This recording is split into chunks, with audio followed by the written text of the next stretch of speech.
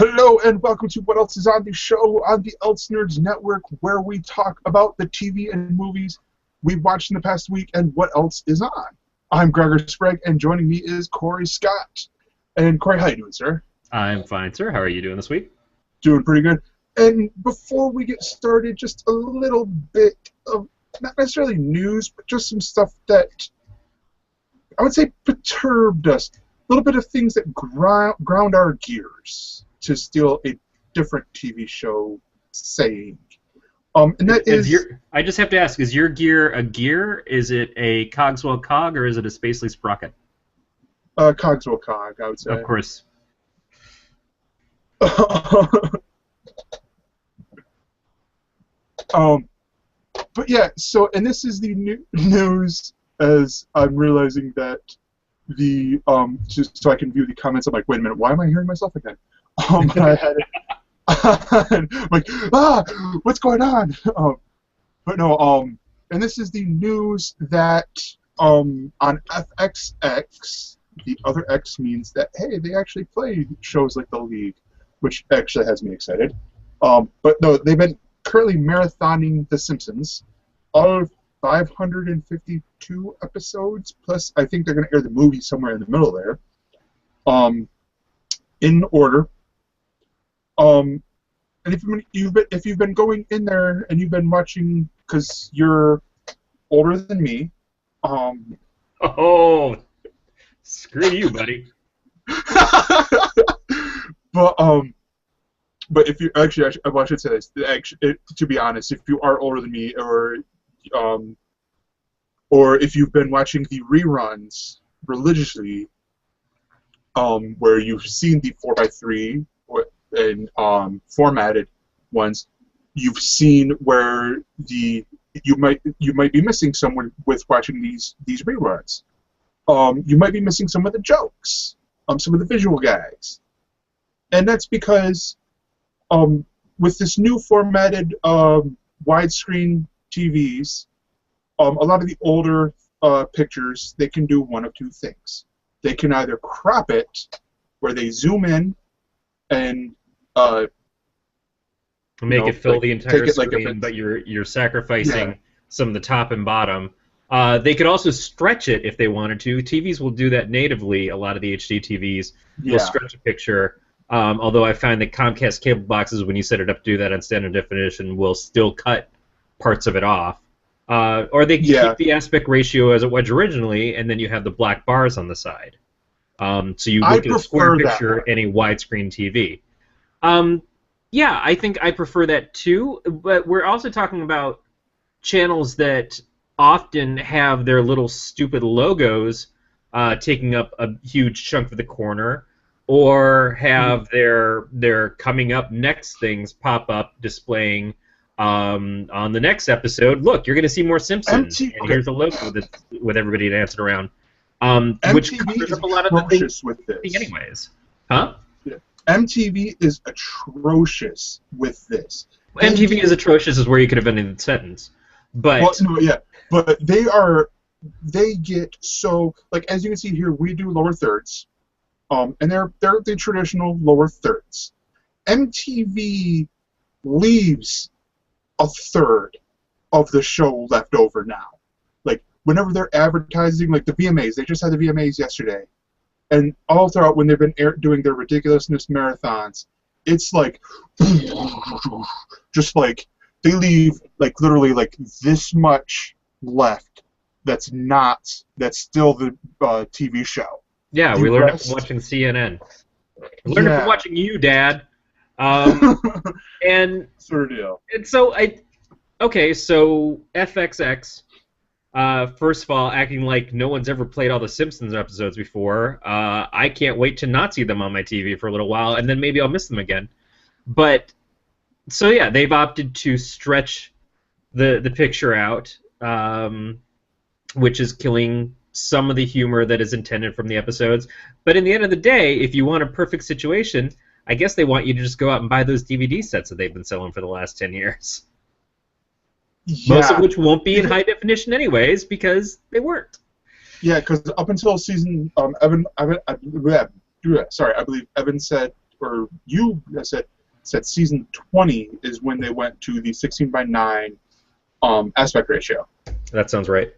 Yeah, and because I believe it was either The Verge or Slash Film showed a still from the marathon, and I'm like, wow, that would take me out because I am a pixel whore. I am an overscan whore. Like at my church in the youth room, like I will notice it and I'm like, yep, that's gonna take me out of it. I will sit there and be like, I want to fix this. I want to fix this. I want to fix this, and they'll be like, okay, focus. I don't know want what to fix this. overscan horror is, by the way. It sounds like something that Ted Turner would dress up like Jack the Ripper and go after you in the night in London streets. But okay. It's just like someone who like I'll see the overscan because we have in the youth room we have two that I believe they were donated. They were actually there longer than I've been, and I've been in the youth room for 10 years now.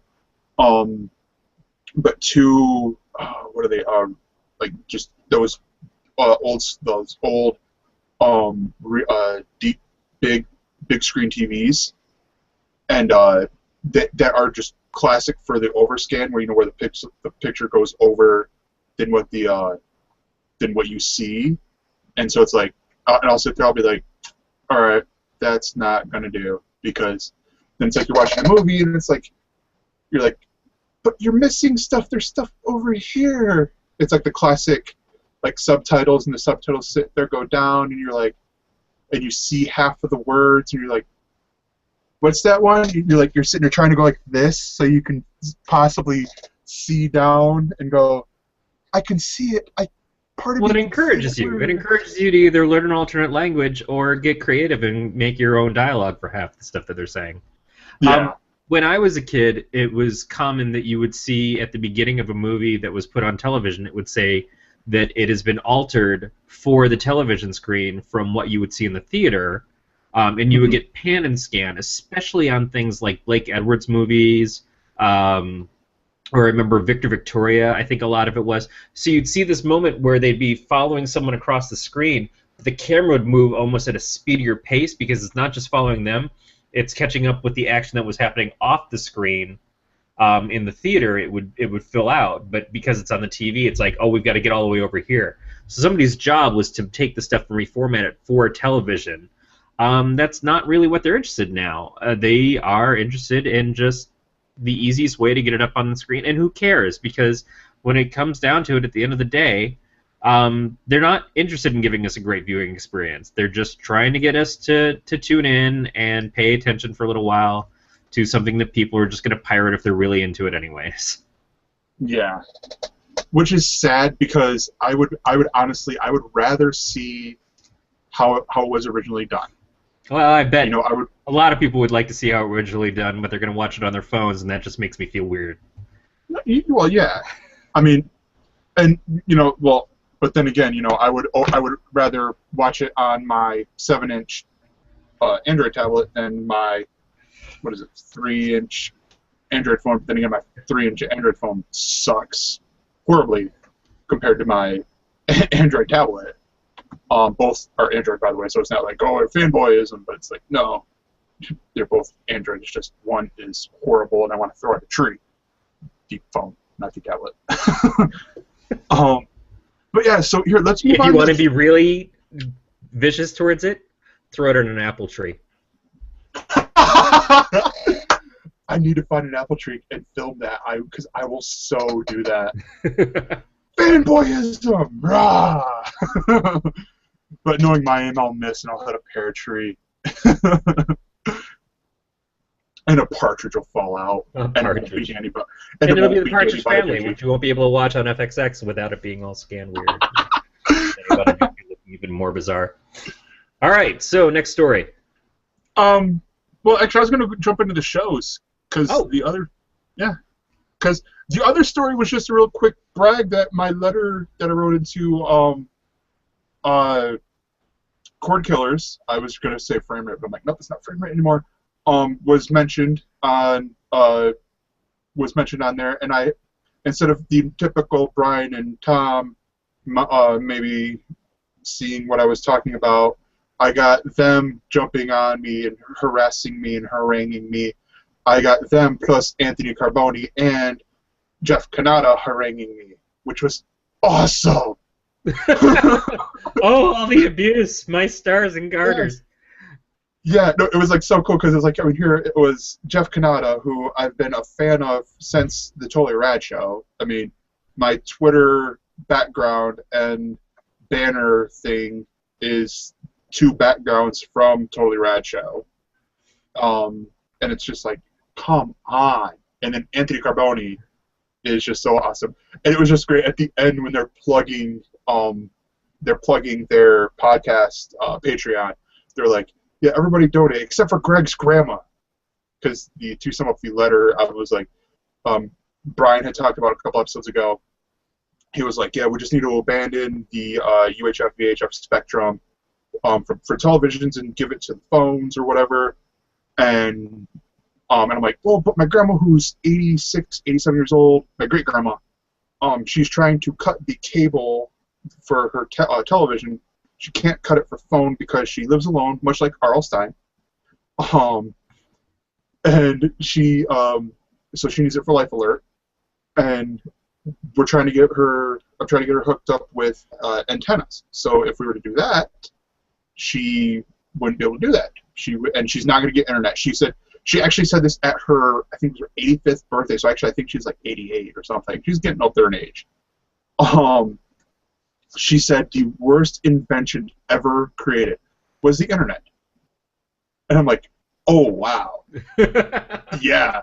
I'm like, my favorite invention, the reason why like 3 of my best friends I am talking to right now has made it even possible, my grandma hates. Well, the internet has a lot of fantastic stuff that's come about with it, but it is what you put into it, and it is what you take out of it. And there is a lot of really horrific things. I don't remember if we talked about the Twitter incidents and stuff that were going on with Robin Williams' daughter Zelda after the passing of her father and everything. We didn't talk about it, but yeah, it's been talked about a lot. And that's a very small point compared to how many other there's a lot of mess on the internet, and it's kind of like if everybody just ran out, if we didn't have freeways and everybody just kind of ran out and created their own little roads to wherever they wanted them to go, and I need to get to the comic store, and I need to get to the grocery store, and I need to get to work. So I'm setting up the roads the way that I want them and need them, and that's about it. That's my only thought process. And then somebody else comes through and says, well, I need to get through this place too, because I need to get over to the Olive Garden, gross, and I need to get over to here, and I need to get to these places. Like, well, no, my road's already here, and then we start butting into each other, and we're not making things work. We're just kind of making a mess because we're all trying to have our own thing about it. And then I start defacing the other person's roads, even if they're in nicer shape, and maybe they would have worked fine for me too. I just like, no, I'm just going to rip up the road. I don't care. You know, you're not my friend. I'm a Democrat. And then it just gets worse and worse and worse until the point where it's just total anarchy, dogs and cats sleeping together, that kind of thing. The internet is a mess because we made it a mess. That's also the beauty of the internet, because it is what we allow it to be, what we ask of it to be. What people need to learn to do is tune out and to get a better focus on the things they like, but there's no real clear-cut way to do that. So I think for someone like your grandmother, especially, is I know that Evan was talking about this before the show. He was saying, well, what if they just had IPTV stuff that she could get? If there was any really simple system that she could do that, to just get the things that is as easy as television, sure. That would be great. But one is a lot of people don't even have the option to get IPTV. Either they can't get high-speed internet, there's limitations on the high-speed internet, and when the experience is there, it's kind of horrific. That is the point of a cord killer show. It's not just saying, oh, these channels should go off the air. It's, what do we replace them with? And Comcast has their new Xfinity system that they've been advertising, and you get one DVR box that goes in one room, and it sends it to all the other rooms, and then you can watch it over your wireless devices and things like that. And it sounds really cool. it's not hard to create a system like that of your own that probably works better, that probably can give you a better experience in some ways, allow you to do all the extra things that Comcast won't let you do, like playing your Netflix and your Hulu and your Amazon Prime and all these other things, and to be able to do gaming systems if you just hook up a PC to your computers or a PC to your TVs and stuff like that. There's all these different things that you get to do, and I'm a techie guy, and I'm not even remotely interested in doing it because I'm also a lazy guy. When I come home and I want to tune out and just let the TV kind of do the work for me, that's what I pay Comcast for, is to give me a lot of channels and a lot of choices and not make me have to think about it. And I would probably get better stuff if I put forth just that little bit of effort and that little bit of cash up front. It would probably even save me money in the long run. But it's not compelling yet. We've had TV, I mean, my entire life, but going back, it started out with just a couple channels. And those channels were exciting and amazing because we didn't have it before. And then every once in a while they'd add new channels, and then they added cable, and then you got pay TV, and you got HBO, and you got movies all the time. At a point when buying a movie on a VHS tape was like $70 to $100, you could watch it over and over again on HBO as long as you caught it when it was on. And then we got DVRs, and then we got on demand, and all of these things kept moving forward and forward. And so it's very advantageous to just kind of like sit there and suck out your thumb and say, this is great. Thank you for not making me have to think or do for myself. But for some people, they don't have that. They don't have the TiVos. They don't have the DVRs. They just have the over-the-air stuff. And the idea of taking away from them when that's all they got and saying, no, you have to get with the century, no, man. I just need this to keep working like it has been. And we seem to keep taking away from them to monetize things for the big companies. You know, oh, you don't need free TV anymore. You can pay us for TV. That's kind of silly. It's kind of silly that we've just given all this stuff away. And I think that that's what Brian is probably missing in his rant, is that it seems advantageous for someone at his level, but for a lot of people, it's giving up a lot. And maybe giving up everything. And there's also, I mean, you look at the areas of the world, like in the areas of the world of the country that don't have the access to like Comcast or Time Warner. You know, I think you might have mentioned it on air. I know you mentioned it before the show, and it's like, yeah, it's not gonna work. You know, like over the air is the only option, or that would be feasible. Yeah. But yes. So I mean, let's move on to what we typically start our show off with, and we're going to try to be really quick because this is what else is on.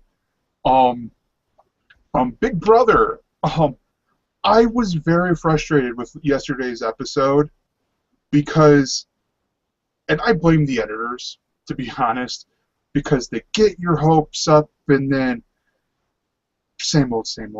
It's every week. I was thinking about it myself because, of course, the people that I'm rooting for are the people who are struggling the hardest in the house. But that's because since the beginning of the season, it's been this one group dominating everything. And what that is a strategy, and it's a working strategy. And it's too bad that the people that we like weren't part of that group. You know, Nicole and Donnie are the two people in the house that I would like most to win. I like Derek a lot too, and I don't dislike Cody. I don't really dislike anybody in the house right now. Like, I think Victoria is just kind of existing, but I don't care about her. That's a nice thing, because I just don't care. It's a shame though that the people in that group, the smaller players, the pawns in that group, I should say, don't realize that they're pawns. Don't realize that they are going to finish fifth, sixth in the game. Yeah, and in the end of the day, it's like, okay, I'm working really hard for these 5 people who, as soon as there's only 6 of us, are going to see me go home. You know, and I might be able to hang on until there's 4 of us, you know, just by getting a veto or 2. But realistically, I'm nobody's first choice to take with them to the end game. So why am I turning on all the other people? But this goes back to the very beginning. From the very first week, Joey, I almost forgot who Joey was, um, she tried to make an all-women's alliance. And all the women said, see ya. You know, just walked off in different directions, ignored it, went upstairs and talked about it to the guys, and the guys were like, we got to get Joey out of here. Then 2 weeks later, Amber was like, wow, we should really stop working so hard for the guys and try to get some girls together. And she told another woman who went upstairs and told the guys and was like, gotta get Amber out of here now, even though she had been part of their group. So it if nothing else, this is Big Brother doing stuff fairly. You know, we always feel like every once in a while there's a season bump where they hit and it's like, oh, Big Brother's kind of manipulating things so that the people that they want to stay that maybe make the show more interesting are sticking around. This is the gameplay. This is what people came in and they decided very early on what they're going to do, and they've been doing it, and it's unfortunately working. Yeah, I honestly think there's only one player in there who definitely floated. There's only been one floater this season. And she thinks she's so good. Yeah, and I'm like, how do you... I mean, when Zingba and... well, I think Kathy Griffith zings you, and you're like... And she goes into the confessional, and she's like, what are you talking about? I'm like, playing the game is one thing, but surviving it and being in the house is not playing the game. Okay? Okay, Victoria? I mean, honestly, I wish Hayden lasted longer and they saved that clip for later on of, dang, girl, who are you? No, seriously, who are you? Yeah, no, seriously, who are you? Because that would work for now, for any time now, because it's like, yes, she does talk and we do hear her comments in here, but it's like who are you exactly? You barely make it out, like, in any of these competitions. Like, and I'm like, the only reason why you've made it so far is because the detonators suck at throwing competitions. The detonators suck at throwing competitions, but also it's because they don't care about her sticking around, because she can always be a target if they need it, but she's also never going to win anything on her own.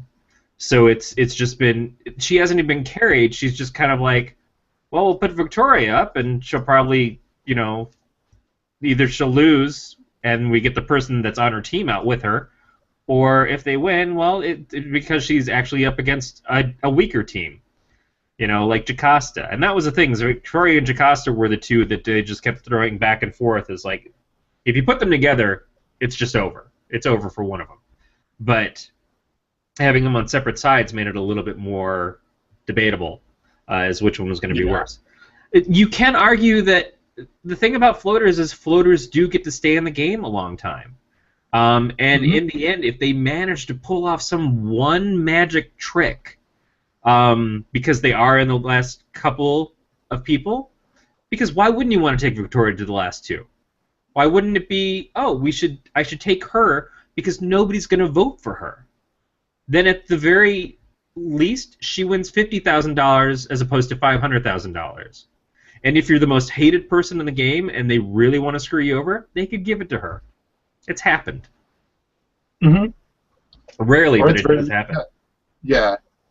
I thought and again, I blame the editors because, you know, they've sat there and gone, and just, it's like, okay, if Cody would have just listened to Donnie, and here, Donnie, because Donnie's been speaking truth. Donnie's been sitting here going, okay, here, you know, like, because I think it is Derek who's been pulling all the strings. You know, it's not Frankie, it's Derek and all this, but, you know, whatever. I'm hoping that Nicole, honestly, I'm hoping Nicole pulls herself off the block, wins the HOH, you know, and goes, because freaking Nicole, I want to see Nicole go far, you know, and be the first house guest to get far in here and detonate and blow up the detonators in here. Because it would definitely be nice But even if Nicole manages to come off the block, I just don't know how long she can survive with that many people still being against her. We know at this point that there's no way that we're not going to see one of the two of them go home or go to the jury box, because it doesn't matter who goes up next to them if one of them does get the power of veto. The other one's going to wind up leaving. Yeah, it's true. But I don't know. It's been a good season, and it's been a good season because there hasn't been anybody that I actively despised. I think we talked about that at the very beginning of the season. It's like, well, there's no one that I just absolutely hate yet, so that's good. There have been people I've been concerned about, and there are people I'm certainly finding annoying by saying Beast Mode Cowboy it over and over again and trying to hit on any picture of a girl that winds up in the house. But at least they're all reasonable people. Even Zach, who tried to play out being the supervillain of the house. First of all, it's so adorable when he gets that dumb look on his face when he saw the hat cut up, and he just looks so broken by it and everything. And it was pretty offensive. She cut up her own hat to spite him. That's mean. Yeah. But he's just such a little kid. He's such a little kid, and he's still got a big heart. You know, in the end, he's like, I love Frankie. Frankie's, one of the greatest people in the world to me, and even being pushed out of the game by him, he still has the ability to do that. I think it's been a good grouping of house guests in that they could all walk out of this and still kind of enjoy being around each other in the long run, except for Caleb and Amber. Oh, no, yeah. But yeah, so here, let's go on to Suits. Let's do a sort of like a first half of the season wrap up. Because this, especially this this last episode, was really weird. You had the return of Rachel Zane's dad. Lewis. This was a very Lewis-heavy episode, which was good. It's been a Lewis-heavy season. Yeah. And we've said that a couple of times, is that Lewis has carried the season a lot, but has been carrying it as sort of the comedic version of his character, and we haven't seen Lewis as the pure villain since around season 2. Yeah, and my fear, though, is that for the second half of the season, they're gonna retread. Though they're going to retread on this whole original concept, but excuse me, but stronger with the whole Mike didn't go to law school, like Mike's a fraud thing, with Lewis, but with Lewis being at the Lewis being at Rachel's dad's law firm. I don't think that Lewis is going to Rachel's dad's law firm. I think he is. I think he is, though, because of Harvey going, "You're going to take him because I'll owe you one."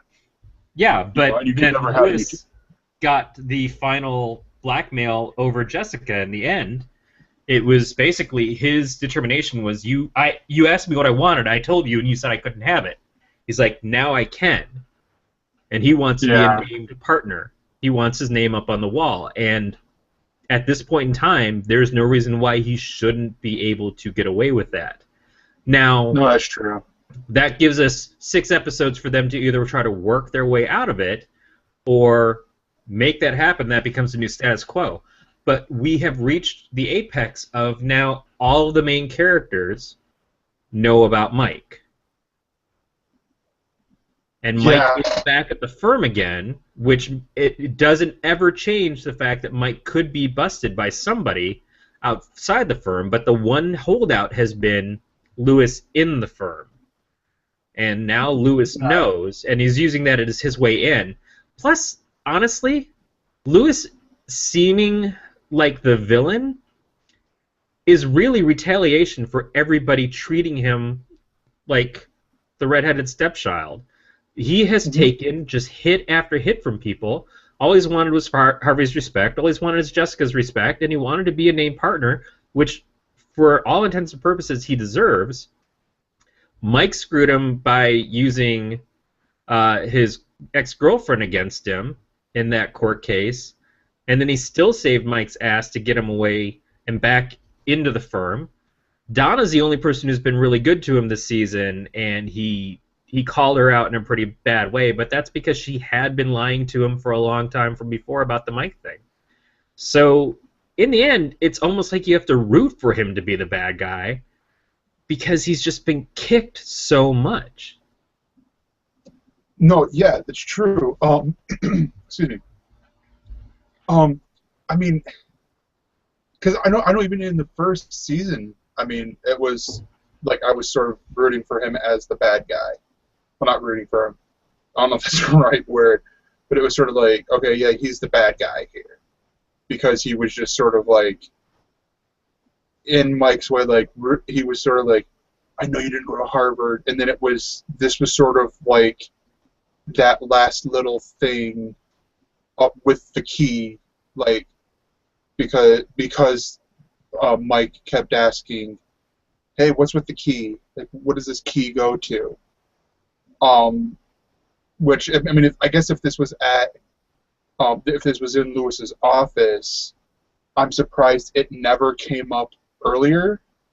Like, I don't know if this wasn't out in the open or if this was in a desk drawer or something. I have a feeling it was in one of his drawers. I have a feeling it wasn't something that he just had displayed. Yeah. And then I'm sure if it had been out in the open that somebody would have called him on it, someone else who would have known, like Harvey would have said something, hey, you know that key, do you know what that is? You should have a knowledge of it. It seems a little weird that Mike doesn't have a knowledge of it. It seems like he should have studied up on some of the Harvard mythos, maybe, which is not exactly right. But to have an understanding of these things, because there is stuff like this that he's going to get on. But it shows that's the quicksand of the situation, is that Mike never went to Harvard, doesn't know all this other stuff. You can just sit there and say, oh, we've got records and we've got a diploma and all these other things. But there's going to be stuff like this that can trip you up. And this is exactly the crux of the whole existence of the show, is that Mike is living on borrowed time working for this firm. And Jessica was just getting to the point of, well, you know, I'm grudgingly accepting you being here because you have value, until you don't have value anymore, or you become more trouble than you're worth.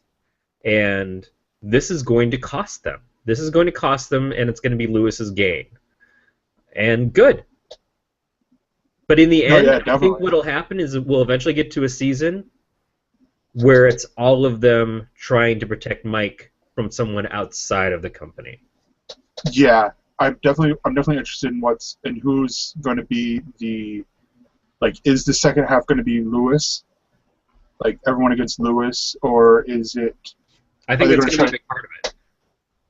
Yeah, like, are they going to start that, and then someone's going to be like someone bigger, like Neil McDonough. I think it's Neil McDonough.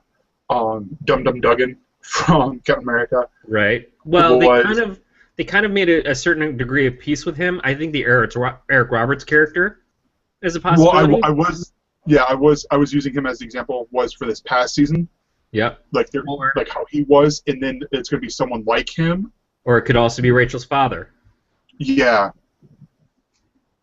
Like Rachel's father. Like there's going to be someone else. Like it's gonna be Lewis, and then there's going to be someone bigger, and then Harvey's going to be like, okay, we will sort this out later, Lewis. We need focus. You're here right now with us in the company. We need to all band together, or else we don't have to worry about him. You can hear the speech. You can hear Harvey's speech patterns and stuff, and how he's going to lay it out. It's like, you said that the company meant more to you than anything. Now we have to do this together. Yeah, exactly. That's such a good example of the show, of the writing, is they do have these characters so nailed down, and and you feel like you get them. And that was the thing, is that somewhat this season, it felt like some of the characters went off track, and it's nice that we're getting back to a more centered place of what made the show strong, what made it enjoyable. It took some bad twists in there, but we are kind of back at that not quite the beginning, but the next step of where the beginning should have gone. Just a long way to get there. Yeah. So here, let's dive into Doctor Who. Did you get to catch the premiere? Yep, I came home and I got to watch it right before coming on here. Nice. I'll have to rewatch it with Aaron later on. Aaron, it's the funny thing about the episode, and I think this was towards a lot of people, but when we watched the finale, or when Matt Smith left the show, and they showed Peter Capaldi show up on screen all of a sudden after the regeneration, Aaron just looked at him and said, "He's not cute. I'm done," and just like essentially dropped the remote and walked out of the room. I've heard a lot of people say that. And as a lot of people will notice, I'm essentially doing the cheapest cosplay ever. I have my Sonic, and I actually have the 10th Doctor Sonic over here too. That I got from ThinkGeek. I am wearing the T-shirt, the T-shirt costume, from the 11th. And I actually, when was it? Saturday. I saw the World Tour special thing, and in Australia they were following a stand-up comedian who was doing a set on the about Doctor Who, and he was talking about the 50th anniversary. And there's a reason why I'm taking off my glasses for this, and he was talking about the moment where you see all 13 TARDISes, and they're showing that, and it's just, you just see the close up of the eyebrows, and he does this set on the eyebrows and all this stuff, and so I'm like, that's a great point. I mean, it's like you just see this, and I'm like, and then in the episode you have Peter, I think it's Capaldi is how his name is pronounced. His doctor does the line of the attack eyebrows, and I'm like, oh my gosh, it's awesome. Like, but yeah, I mean, I actually really enjoyed this episode. I don't really watch it live, like when it airs here in America. I actually watch it earlier. Wendy, who is watching us here, and I will say this on air, I actually got caught up on her comic, kappacomic.com. She actually says this is the best cosplay ever. And I thank you, Wendy. This is probably also the cheapest cosplay ever. And Beatmaster, who is in our producer chat, I will call it, I'm Scottish now, I can complain! Which is great. That's also a great line. Which I guess is why I can complain so much, because I'm part Scottish. But I'm like everything, which means I can do whatever I want.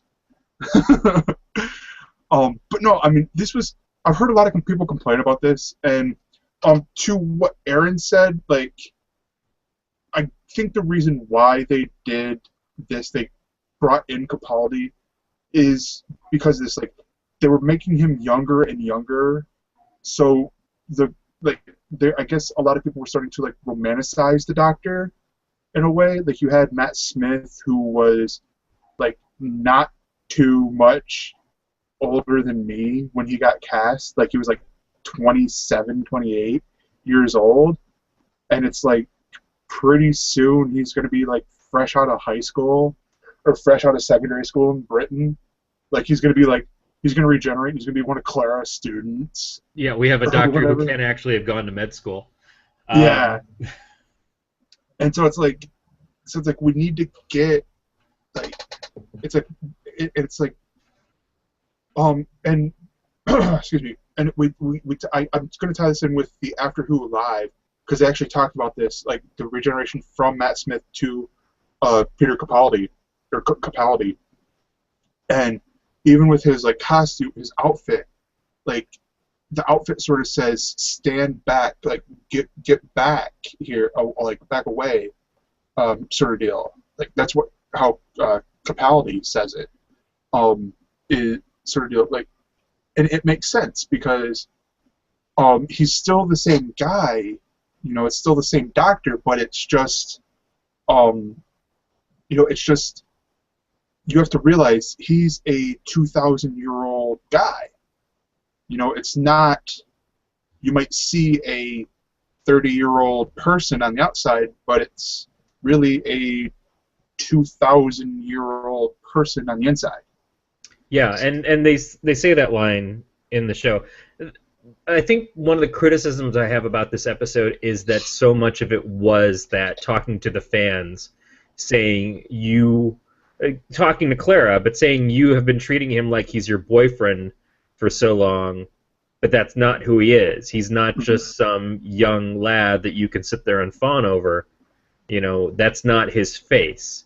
And he keeps looking at himself saying, where did this face come from? So there's definitely an identity aspect to it that's going to be explored this season. Also, the reveal at the end of we were set up to be together. There's some reason why you're supposed to be with me because you were given a number to call me.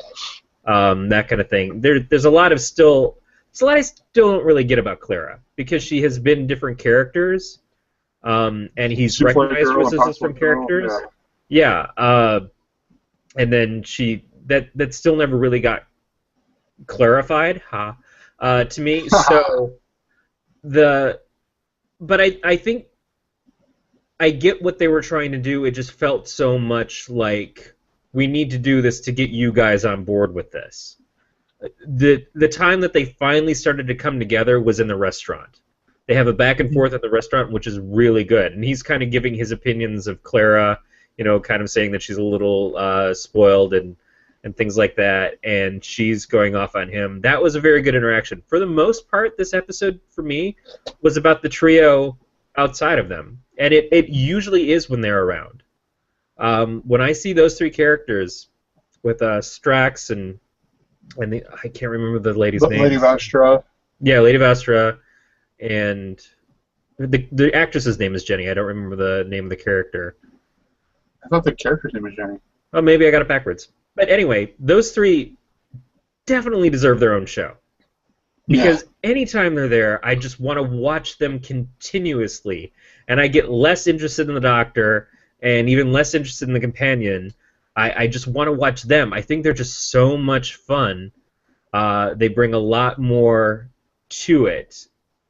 But then in the end, they wind up doing a bunch of fighting and stuff, swordplay and laser fighting.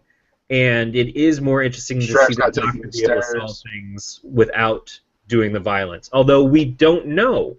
We'd never get told if the Doctor pushed the guy out of the restaurant. There's I watched the Sourceman Nerd. They did an episode of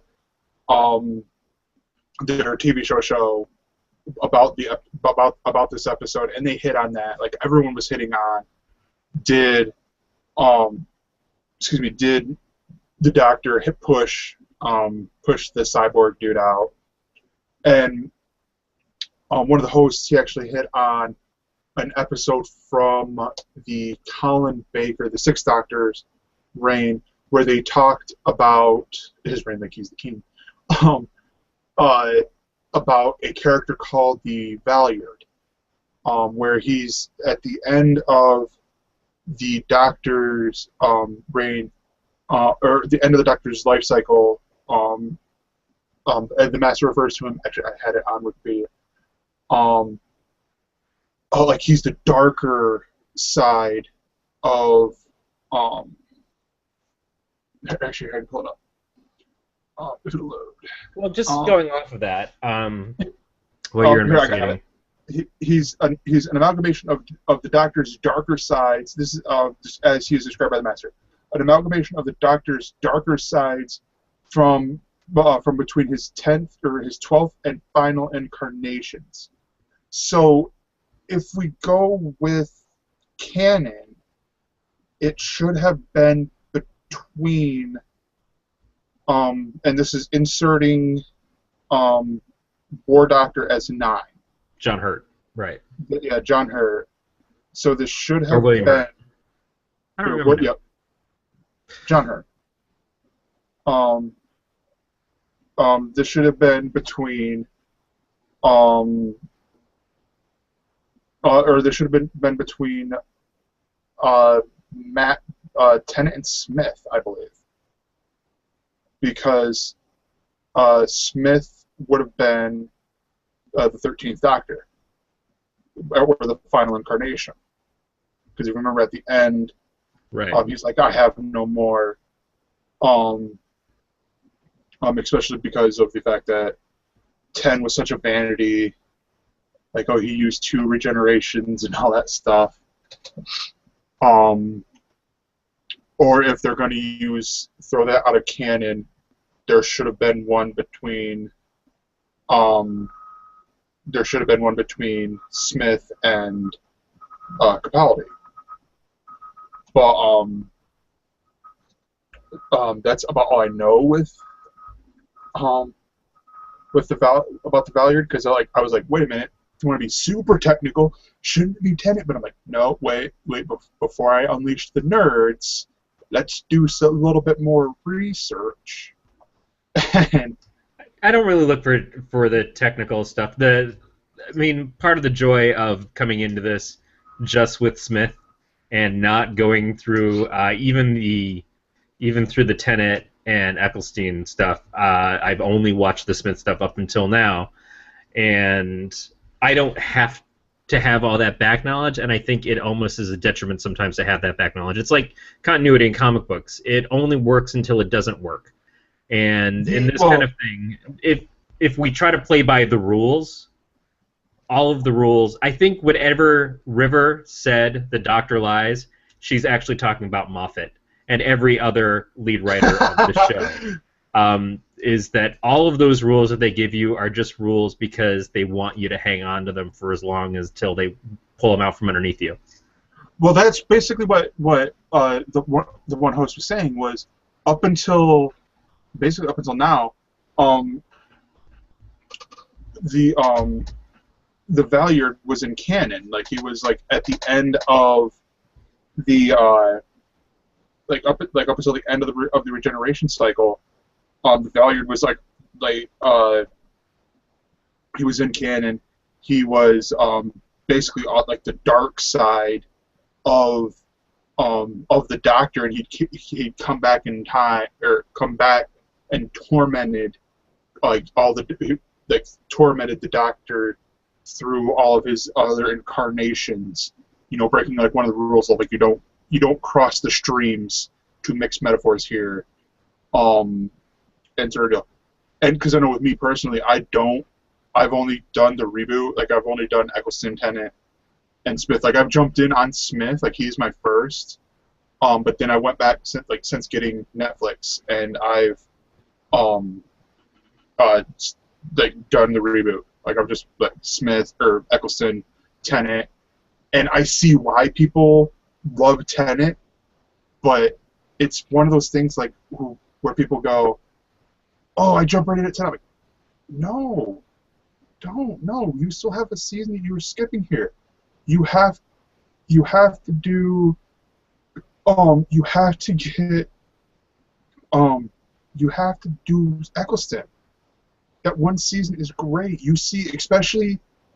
And I'll hit Beatmaster's question in a second here, but especially with that 50th anniversary special, it explains that first season a lot. Especially there's this one episode in there, and I know we're way off topic, but there's this one episode where you see the Doctor and Rose come across one Dalek, just one, and you see Eccleston blow up. You see his Doctor just lose it, and after watching I understood why, because he explained later like with the Time War and stuff. But then after seeing Day of the Dead, or not Day of the Dead, um, Day of the but Doctor. Day of the Doctor, the 50th anniversary special, I'm like, okay, this explains it, like totally. Um, I'm like I totally get why now. And then Beatmaster is asking in our group chat here, how did you like the new interior of the TARDIS? And he says that he liked it in the circles. I really enjoyed the in TARDIS. Like, I've been in Minecraft because I sort of want to do this on the Twit server, which I've still been playing. I've been playing it forever. It seems like now I've been wanting to do like a giant, just so it looks like the TARDIS, and then do like the inside of a TARDIS, the interior. This might actually help me make it look more like a TARDIS. But I love this interior, especially because it's almost like a blending of the old and new. You know?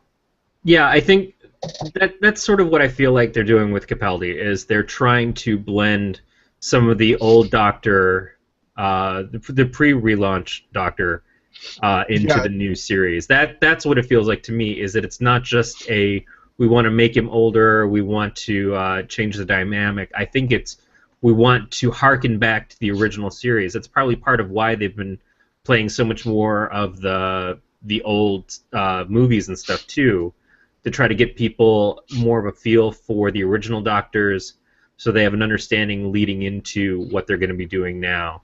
I really enjoyed the new opening, the music and the graphic and everything. I thought that was really nice. I haven't got a sense yet how I feel about the new Doctor, certainly.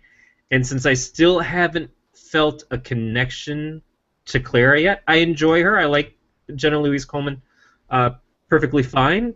I never felt that we had cemented her relationship with Smith, and it seemed like they kind of painted things into what they wanted it to be like in this episode, more than what we saw in the actual show. She seemed, in some ways, like unnecessary, especially on those big episodes like Day of the Doctor and Year of the Doctor. It seemed like we got to a point where her character was not really a part of what was going on. She was almost just like, well, the Doctor has a companion.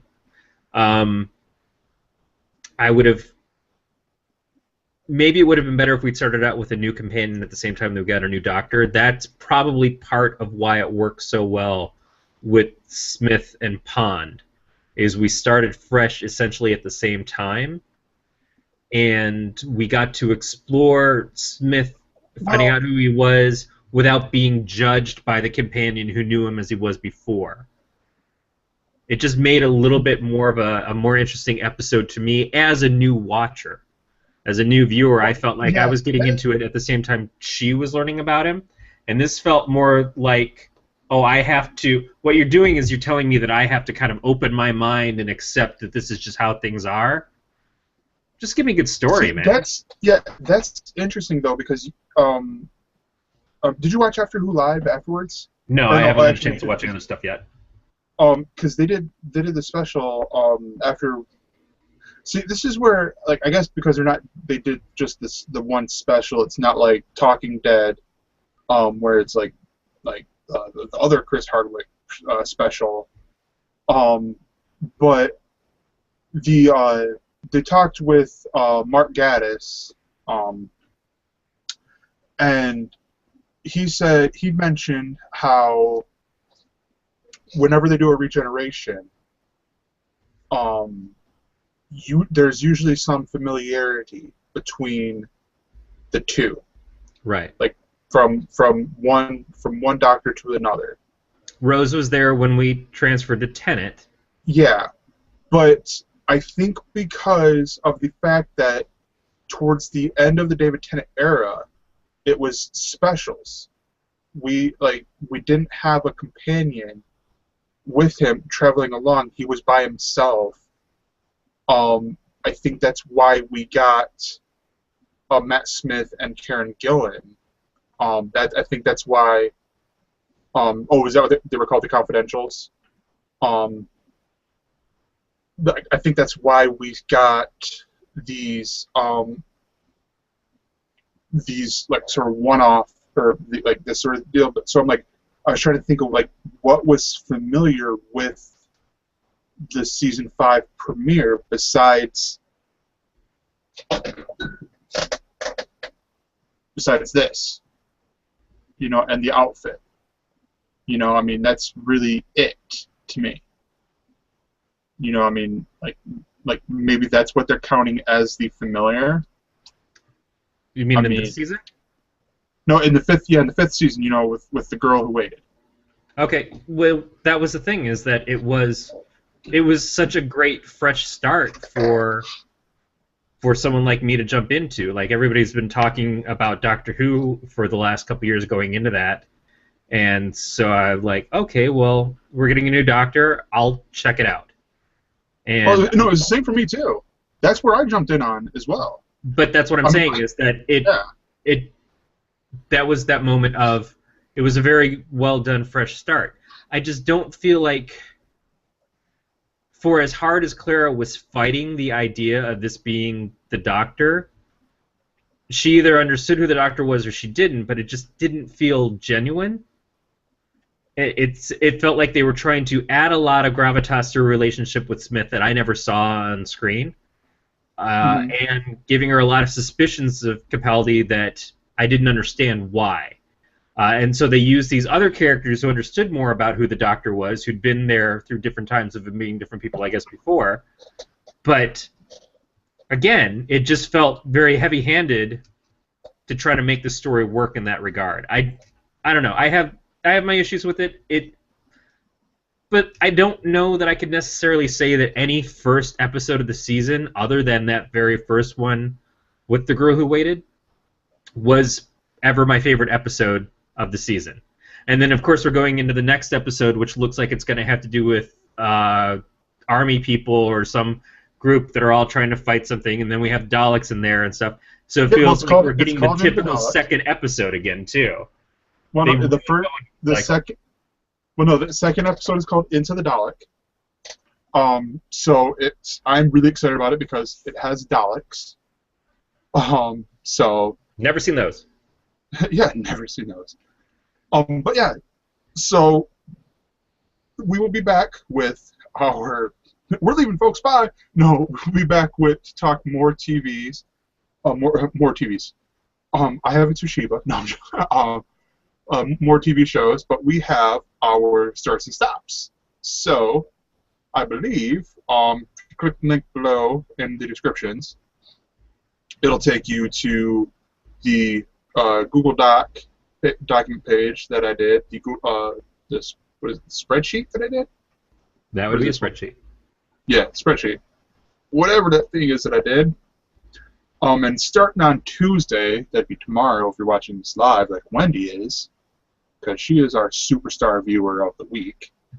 Oh man, throw down! Shots fired! You just took out Beatmaster and Evan, who've been showing up continuously forever. Because they're producers. Oh, okay, that's fine then. Oh, that means that they'll never win the show. Yeah. And it's also because she said that this is the best cosplay she's ever seen. Well, yeah, that. And tomorrow, Tuesday, on Comedy Central at 10 p.m., you have the 6th season summer premiere of Tosh.0.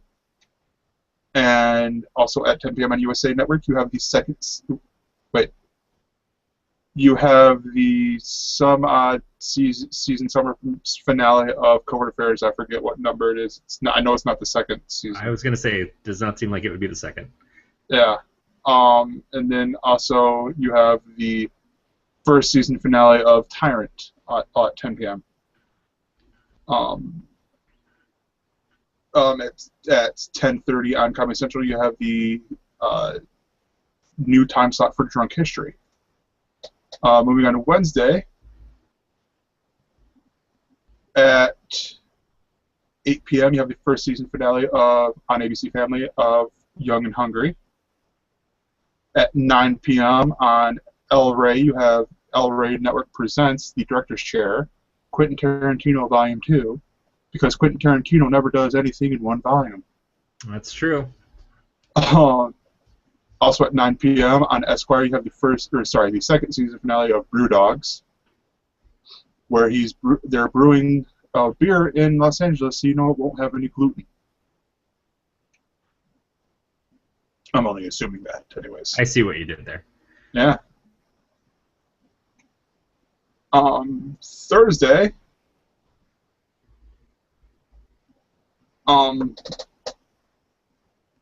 Thursday at 8 p.m. on Sci-Fi, you have the 2-hour second season finale of Defiance. And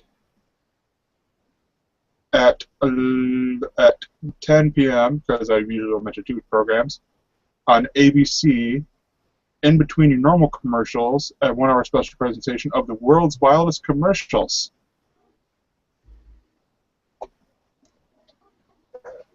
So yeah, commercials on top of your commercials. I don't usually have a problem with shows about commercials. I just don't know what Wildest is really going for there. Is it going to be wild animals?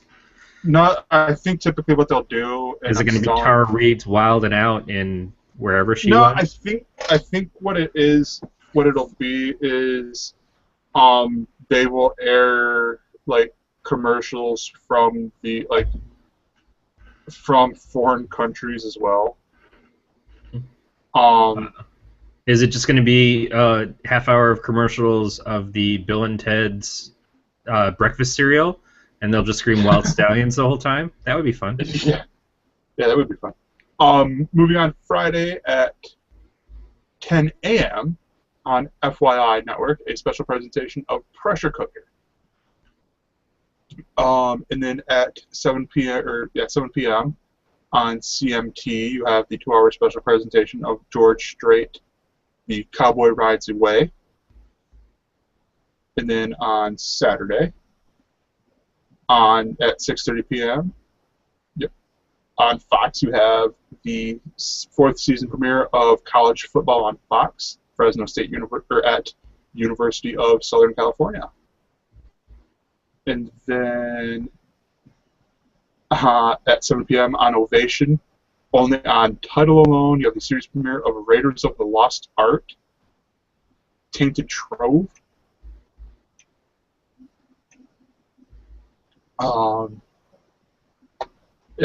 And then Sunday, at 9 a.m., you have the 1-hour 3rd season premiere of Ultimate Spider-Man, Avenging Spider-Man Part 1 and Part 2. And then at 9 p.m. on ABC, you have the 2014, it's a 2-hour special presentation, the 2014 MDA Show of Strength Telethon. And TNT has the 2-hour 4th season finale at a special time of Falling Skies. And on Monday, September 1st, at 9 p.m. on History, you have Houdini, an original miniseries premiere. Is that the rap group, Houdini? No, I believe that it's the magician, Houdini. Darn it. Freaks come out at night, yo. Freaks come out at night. Oh, isn't that the one with Adrian Brody? I don't know. I think it might be. I believe so.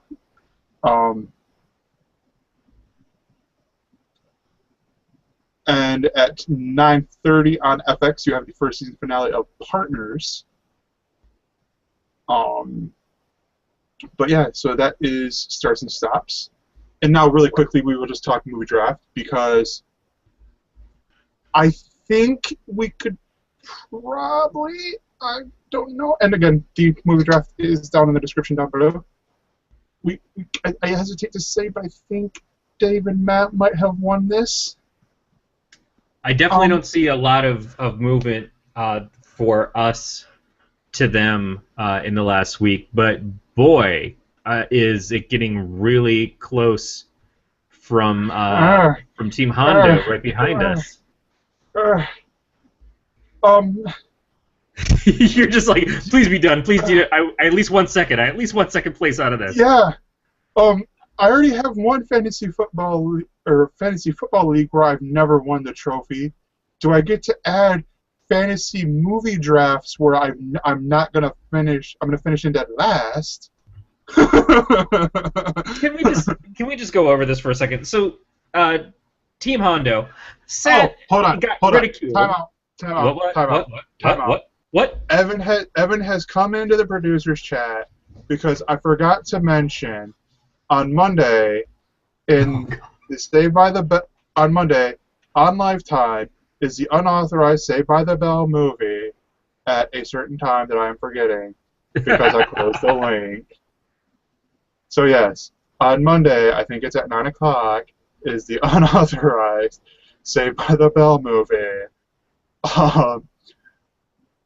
If you give me a minute, so we'll see who's quicker, me or Evan, if he still has the link open.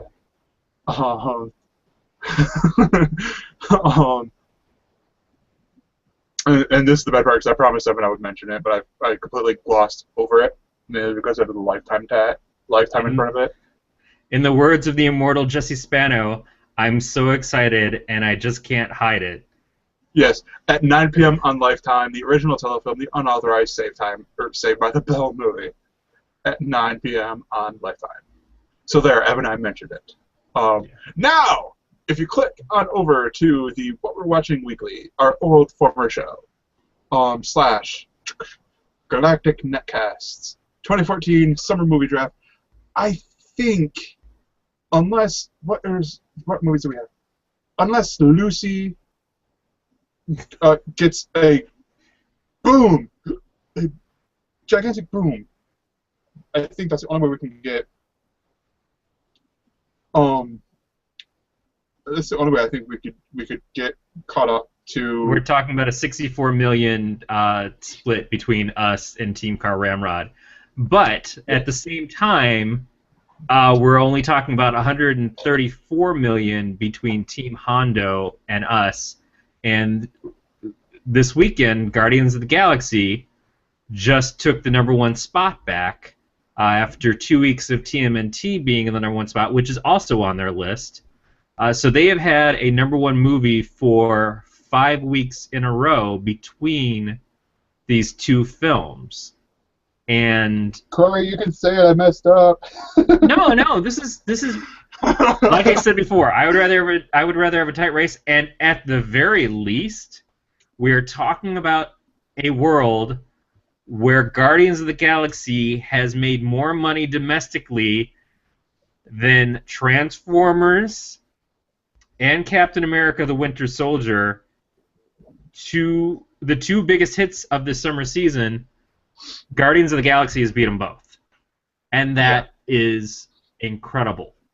Just amazing. And X-Men. Well, I don't really consider X-Men a hit.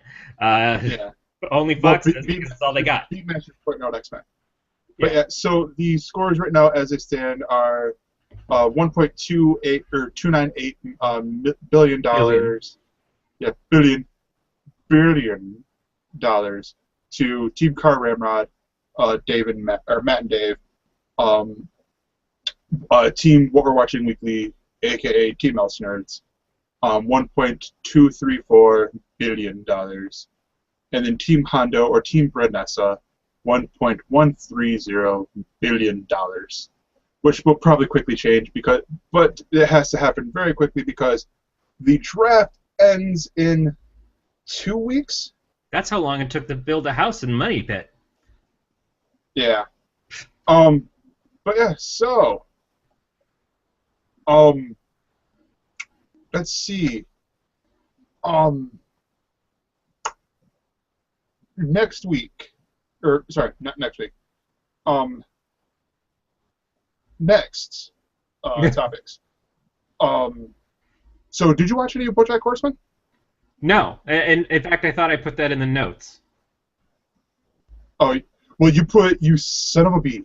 Yeah, that's right. It was my answer to you of no. You watched a lot more TV that I apparently wasn't able to watch this week. Well, here's what, well, because I copied this. This is the same show notes from last week.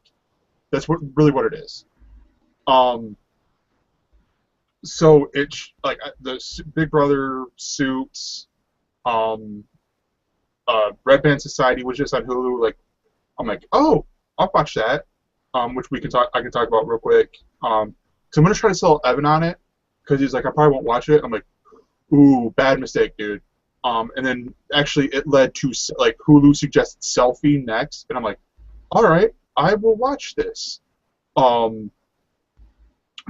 Red Band Society is airing on Fox in 3 weeks. It's a comedy drama, and it is so good.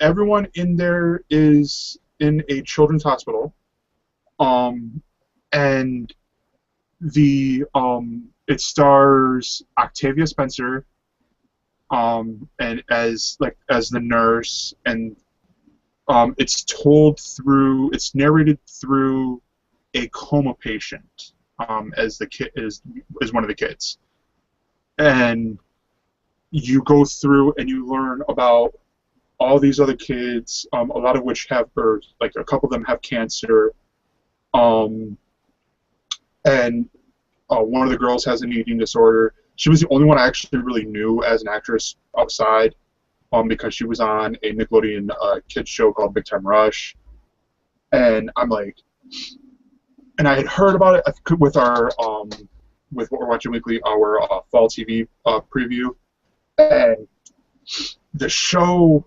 has so much heart behind this, and it's just so good. This is for me. This is a season, like, okay, good, let's go. Give me more right now. But Evan, I'm gonna say, or anybody else who's like up in the air iffy on it, I would say at least give it a 3-episode try. The pilot, like I said, is on Hulu. It might also be on Comcast, like on their Xfinity TV thing. The pilot is actually really good. For a pilot itself, it stands up on its own. You know, I've seen the advertisements for it, and I keep looking at it, and I keep hoping that Dr. House is going to walk through and just point at all of them and say, "You're going to die. You're going to die. You actually have lupus," and I'm out. And just it's not really about the medicine, though. No, that's what I mean. Yeah, that's the thing about it, is it's more Scrubs, the original, not the new cast with Dave Franco, which I didn't mind, but a lot of people are like, keep me away from it. Think more the relationship side of Scrubs, but instead of the doctors, it's the patients, and like, yeah, you do have some stereotypical people in there, and there's a scene in there where the coma patient is paired up with this stereotypical cheerleader girl who she's just like a total diva. Like, they're paired in the same room, and in there they set it up where, coma patients can hear you. Like, so keep that in mind if you're ever in a room with a coma patient. And she's like a total witch. And so he's like, and you hear his narration, he's like, is she serious? And so he just farts. Like, he has control of his bowels. So he's like, okay, seriously? Okay. Farts. And she's like, oh, nasty. Like, yep, I'm going to keep it going. Just like unleashes all hell on her. Well, she passes out, and she's like in the lobby to the hospital, and he starts talking to her like coma telekinesis, and he's like, hey, quickly, trying to relay the messages, and she's like, wait, so this is real. Why were you farting? To get you to shut up. It's just so, like, it's got a lot of heart with it. It's just so funny with how Is they're the doing F silent in that sentence? It's got a lot of fart with it? Because that... I can't say that that sold me on the show. But it's... Well, no, the farting... He's like 10 years old, the kid. The coma kid. Are you sure that's not the writer? Well, it was just one little bit, though. It's not like the Okay. whole thing is fart jokes. Okay. It's like... That's fine. It's not going to be So my it's show. not like all fart jokes. It's not all fart jokes. It's just the one little bit is... Well, that's disappointing. Yeah. It's But good. no, and then the other one is Selfie, and I remember we tried and failed. That's why we don't play YouTube clips on here. Well, one of the reasons. But the main reason why we don't play YouTube clips on here is because the whole Google Plus Hangout thing where it shows, hey, you can play YouTube clips, doesn't transfer to people watching live out there who's not in here. At least sound doesn't. Which is probably smart, because I thought about that, and it's like, this is Google, who owns YouTube, that already has a bunch of problems with, people...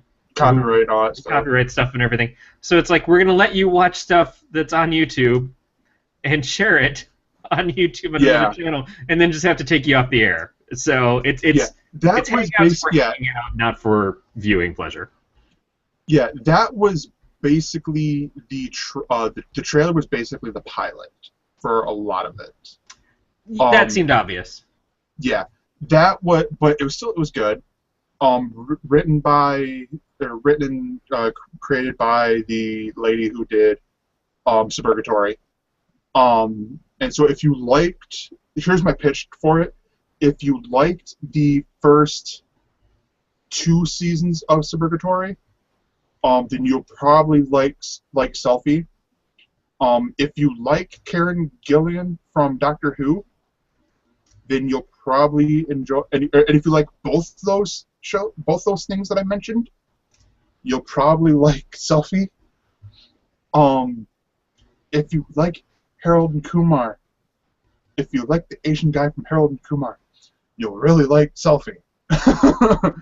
Now, that's not really fair, though, because he was in Harold and Kumar, which was a very distinct taste for a series of films.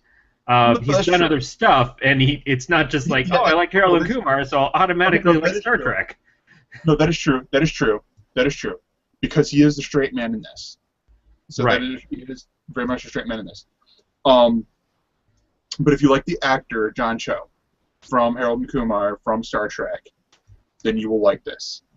But no, it was very good.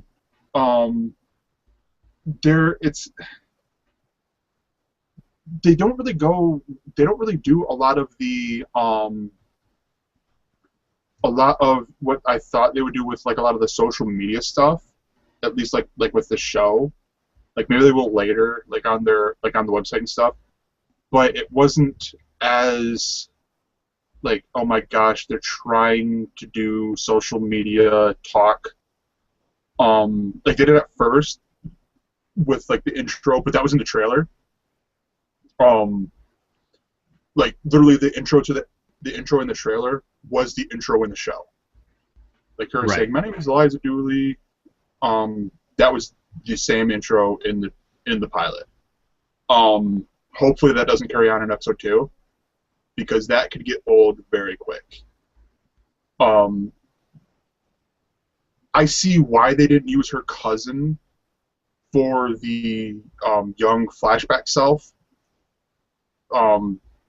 Like because we brought that up in the previous thing. Because like with like the young ugly self, because her cousin is not ugly at all. Like and all that stuff. But no, this is very good. I just hope, like, if Selfie gets picked up and it doesn't tank like Suburgatory did towards the end of its run. Well, Suburgatory had a couple of shaky seasons, hung out way longer than I expected it to, especially when they got that other writer on there that took things over the top, and at least finished better than it had been in the third season. This, I worry, looks more like the show we got last season with I can't remember her name. She was Fat Amy in the singing movie. Rebel Wilson. Yeah, Rebel Wilson. So what was the name of the show? Because I tried to watch it for a couple episodes, and Aaron's a big Rebel Wilson fan from that and from and Bridesmaids and stuff. Didn't it get canceled? Oh, I'm pretty sure it got canceled. I'm pretty sure it got canceled. Well, that's the point, is that, first of all, I'm never a fan of taking people with British accents and giving them American accents. That's probably why I'm not going to watch the It's not an American accent. It's not American. No, it's British. It's her accent. Actually, so I shouldn't say it's British. It's her accent. Because Oculus is kind of tough for me even in that. Yeah. It's not British. It is her accent, so you don't have to worry about that at all. All right. It's full on. Like, it was her in the pilot where we heard her doing that thing. It was just her. I don't know what that was, but it's her. Wait, Rebel Wilson's Australian? I thought she was British. Maybe he's just thinking because she plays a koala in the new Dish commercials. Not a koala, a kangaroo. But still, whatever the case is, it doesn't look like it's going to be a strong contender. ABC's had a really hard time with some of these touching comedies the last couple of seasons between, was it Party Night? That sounds bad, so it probably was that. And what was it? Trophy Mom. There was some other ones. Yeah, Trophy Wife. A lot of these shows just haven't really been sticky. Oh, she is Australian. They haven't had a lot of traction other than like the mega hits when you get to things. I'm surprised that The Middle has done as well as it has, but it's got a good lead-in going into things like Modern Family, but they can't seem to get these other shows around them to really click. And that's why, Suburgatory just kind of barely hung on for a while because it was sandwiched between those two. The Neighbors never made it, especially when it moved over to Friday nights. The Goldbergs was actually legitimately kind of cute and had a better hook. This, I don't know. We'll have to see. It's My Fair Lady. It's based off of My Fair Lady, done in a modern way, but it's already got points against it by using a hashtag and the term selfie in the title. I don't know. Teaches that. I don't know if titles mean something. I'm not exactly sure if it is hashtag selfie, or if that was just me doing hashtag in there, or if it is just selfie and not hashtag. Yeah, we'll see. I'm not exactly sure. So I got in there Bojack Horsemen. Are you gonna watch Bojack Horsemen? Because I can skip it if you. A lot of stuff that I need to watch, man. Just a lot of stuff. I will say this. The cast in there is freaking awesome. The main cast in there, you have Will Arnett, Amy Sedaris, Aaron Paul, who is also an executive producer on there with Will Arnett, Allison Brie, Paul F. Tompkins, and then you get as some like guest starring. Aisha Tyler's in there in an episode. Patton Oswalt's in there for a few episodes. Emmy winner Aaron Paul, I'm guessing. Evan's pointing out. Patton Oswalt's in there for a couple episodes. Who else is in there? J.K. Simmons does some voices, but it's like voices that are in here. Christian Shaw's in there. But yeah, I sort of binged on it all throughout the weekend. Like it's either I'd watch like 3 episodes and be like, all right, I should watch something else, and I'd watch like The League, and then I'd be like, all right, I watched 3 more episodes. All right, I should watch something else. But it's 12 episodes. And it's so great. I just love this. The theme song, the end closing theme song, is so catchy. Like I literally have it stuck in my head. Like right now, it is playing in my head while I'm talking. Catchy closing theme song is kind of a catch-22 because it could just be "I'm waiting for you to be over." Yay.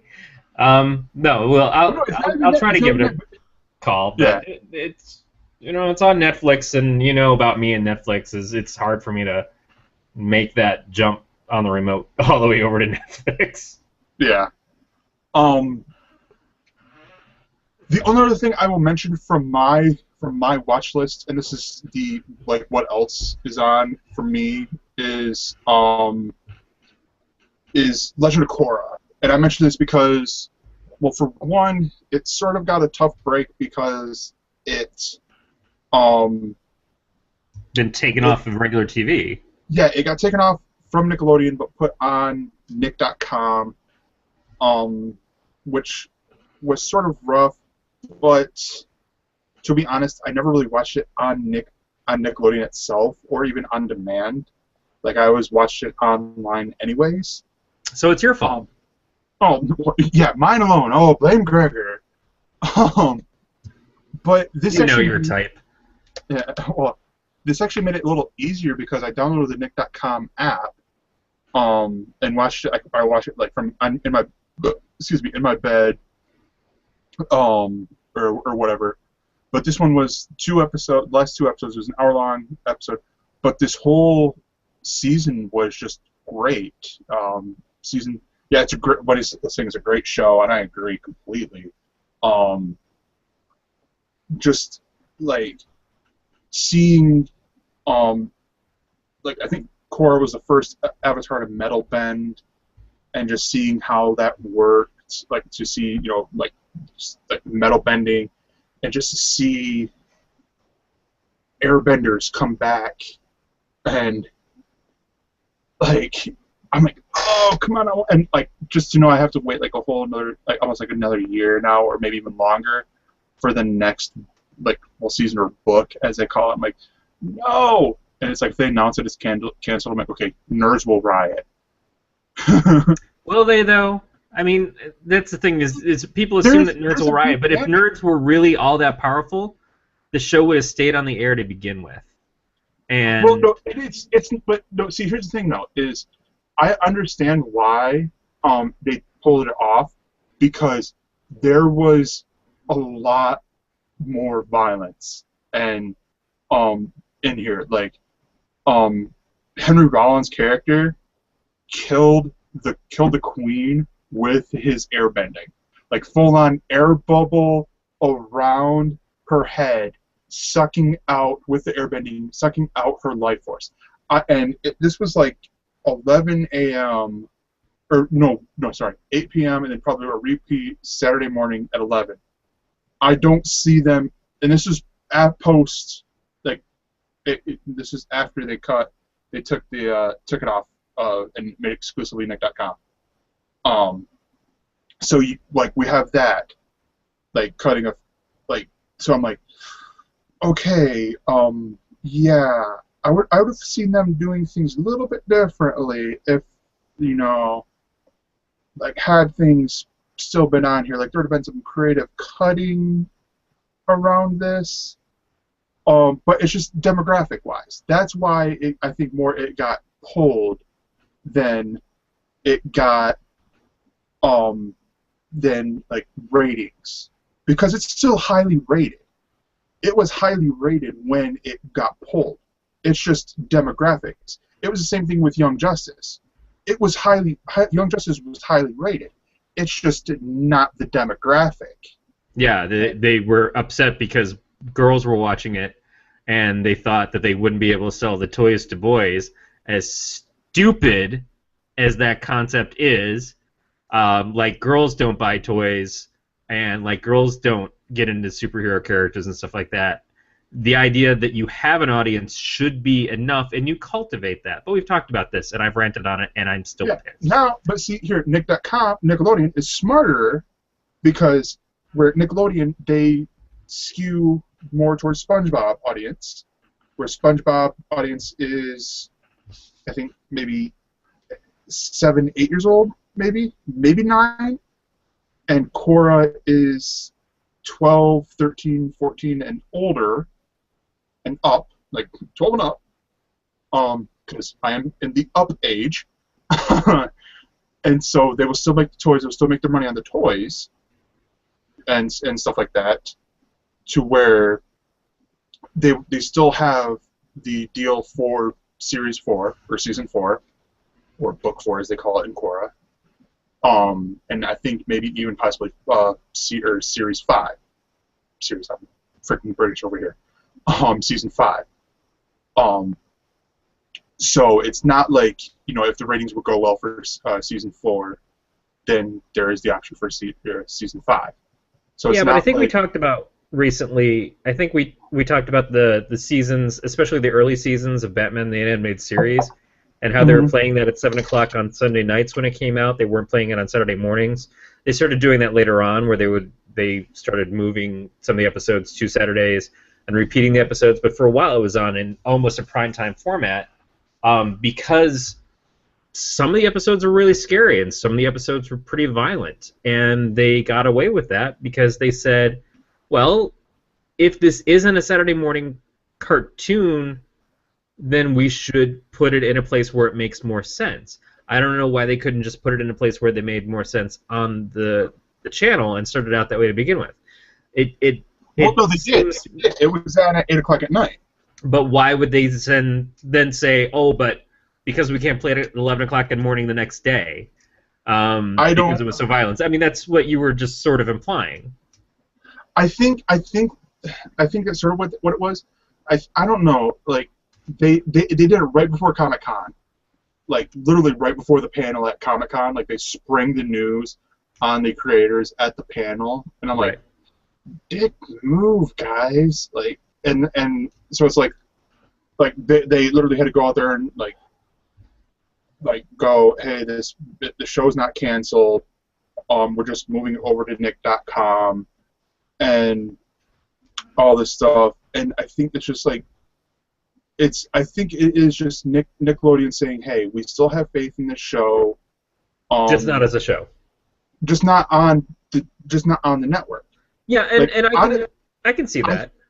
Yeah, and I think this might also be Nickelodeon Viacom going, let's try on demand or like online, because Korra or Avatar Korra, one of the most famous or most popular shows, not dealing with a sponge on their network,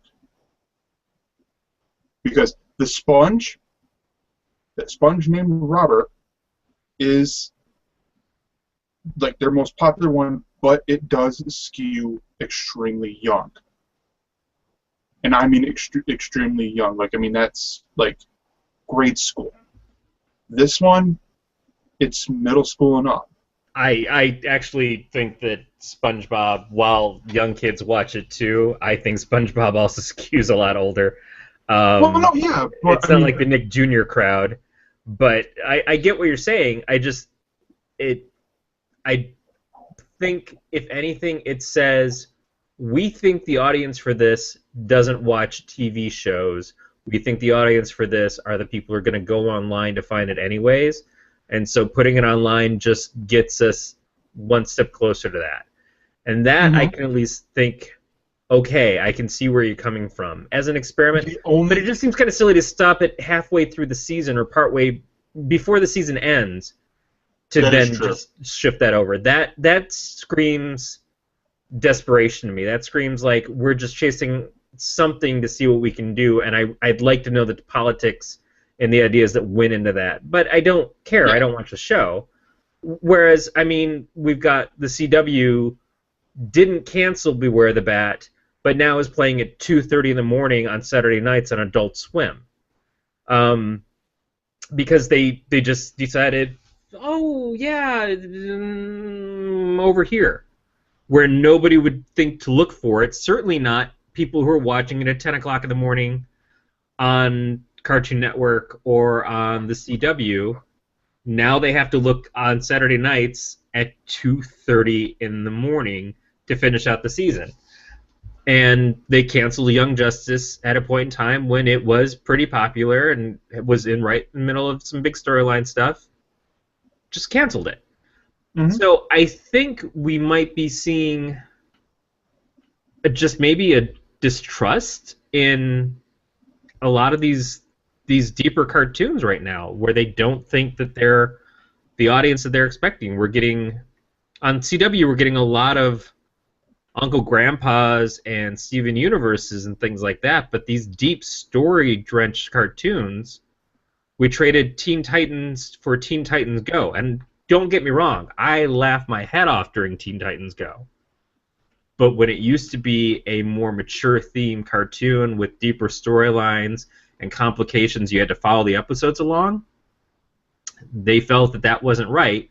They bring it back as more of a kids-based, quick 15-minute segments thing, and they seem happier with that. So maybe that's what the problem is. Maybe we're going to get less of these things unless it's got a movie tie-in, unless we get some like Guardians of the Galaxy cartoon to go with our Ultimate Spider-Man and Avengers. Is it Earth's Mightiest Heroes, or what is it now? Yeah, which I saw an article today there's no plans on Guardians of the Galaxy, a cartoon show, to go with the Hulk cartoon show, the Avengers cartoon show, or Spider-Man. That was just test footage. Well, they did have an episode of the Avengers show that had the Guardians in it. Yeah, the Avengers have been, or the Guardians, I think, have been in all three. Have been in all three shows. Including that one preview episode of for season 3, which is like, I guess, at the end of the season, which I'm like, really? We're gonna air them out of order? And Wendy, I completely agree. Like Wendy says, Korra is gorgeous. They put so much hard work into the show. I think it deserves to be on TV too. I agree, and it's not like Nickelodeon doesn't have an alternative network called Teen Nick that they could air it on that does skew to an older demographic. But the problem with that is Teen Nick is more for the females. But I don't see anything wrong with that. I think that the guys who like Legend of Korra would get over it really fast and say, sure, I'll go watch Teen Nick for Legend of Korra. I don't give a damn. And the girls like Legend of Korra would be like, great, put it in a station that I'd already like to watch. Yeah.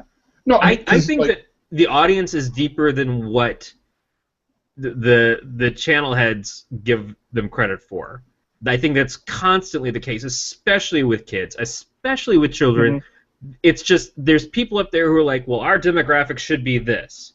Well, it turns out it's not that. It turns out it's this. Well, we didn't adjust for that, so we got to cancel it now. We got to kill the thing. That seems really stupid, and I don't understand why it's so hard to just say, okay, well, we lucked out because there's this whole untapped audience that we didn't even realize existed. And they not only like the show, they love it. They follow it hardcore. They dress up. They do these things. They'll buy the merchandise. Why don't we start playing in their field and give them what they're asking for, as opposed to keep trying to hit some magic quotient that doesn't exist? If the people that you're trying to get to watch your show keep not watching your shows, walk away. Yeah. No, that's true. So here, let's hit some of the shows you've been watching. All right, I'll just go over these real fast because I was trying to do a little bit of, we'll say, recon. I was trying to look at some things that were new popping up, especially because I started watching Epic Meal Empire, which I know that you've talked about on here already, and so I've seen. Which they quit airing on Hulu. They've quit airing them on airing the episodes on Hulu. I'm okay. Like, what did they quit airing new episodes? What's going on here?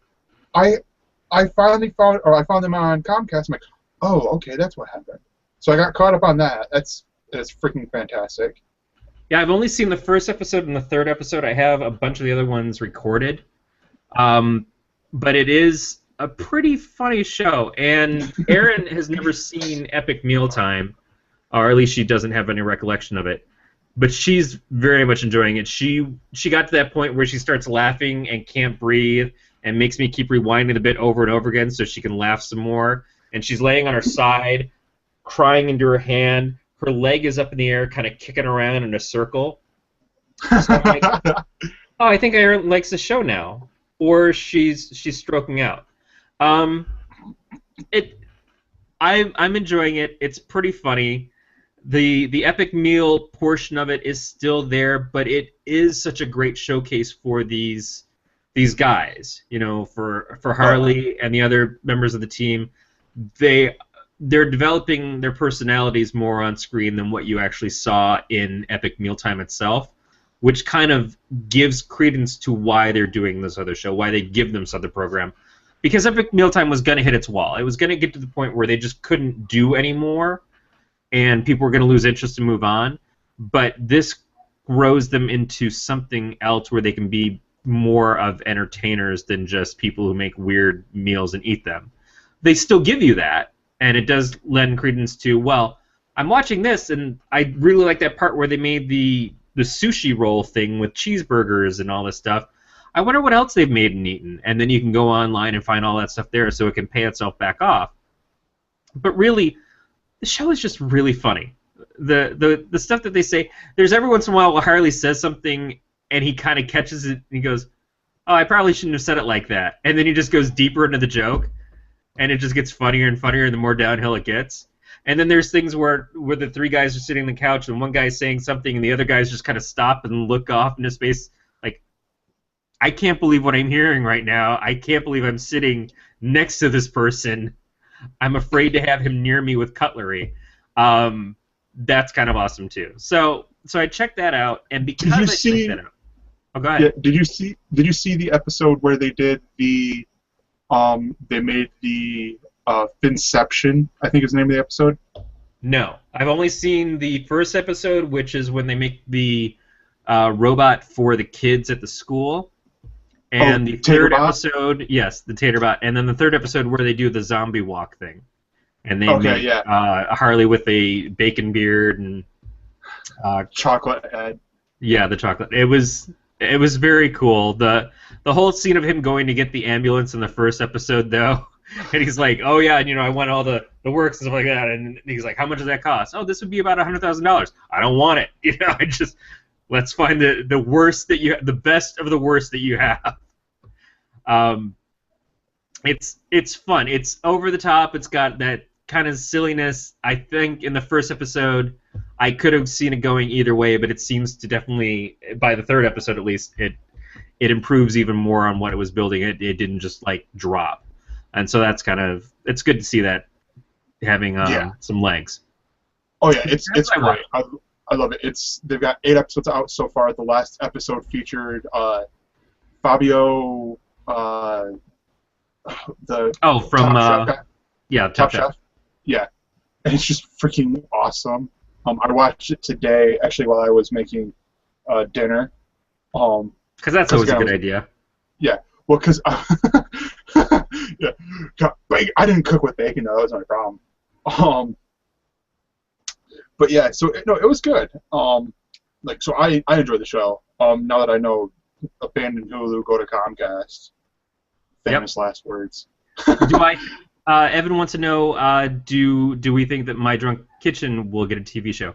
Hannah Hart is also really spectacular. I would love to see her show up on TV. The episode she's done of At Midnight, she's definitely held her own. I think she's wildly entertaining. Certainly someone that I like to see more of when she does her dance bits and stuff. She's done a lot of different things on her YouTube channel. It's not always just My Drunk Kitchen, and I find her endlessly entertaining. So I would like to see it happen, being hooked up with people like Harley and this kind of grouping that they have going on. Grace Helbig is also fantastic.